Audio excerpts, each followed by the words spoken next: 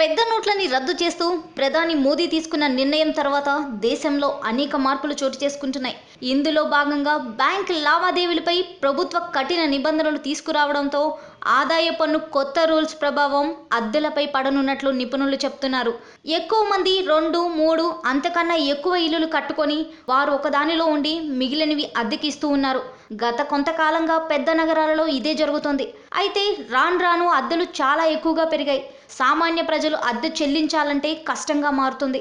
అయితే పెద్ద నోట్ల రద్దు తర్వాత ప్రతి పైసాకు లెక్క చెప్పాల్సి రావడమే కాకుండా బినామీ ఆస్తులపైన ప్రభుత్వం నిఘా పెట్టడంతో అద్దెపై వచ్చే ఆదాయాన్ని లెక్కల్లో చూపితే పన్ను పడుతుంది. దీనితో ఎక్కువ మంది పన్ను పరిధిని పెంచుకోవటం ఎందుకు అని అద్దెను తగ్గించే ఆలోచనలో ఉన్నారట. దీనితో కనీసం 20% అద్దెలు తగ్గుతాయని అనుకుంటున్నారు. ముఖ్యంగా హైదరాబాద్లో ఇంటి అద్దెలు తగ్గనున్నాయని వార్తలు నెట్టింట్లో హల్చల్ చేస్తున్నాయి. అంతేకాకుండా కమర్షియల్ షాప్స్ కూడా అద్దెలు తగ్గుతాయని భావిస్తున్నారు. నోట్ల రద్దు తర్వాత వ్యాపారాలు కూడా చాలా వరకు తగ్గడంతో అంత అద్దెలు ఇవ్వలేరని, ఖచ్చితంగా అద్దెలు తగ్గుతాయని అంచనా వేస్తున్నారు విశ్లేషకులు.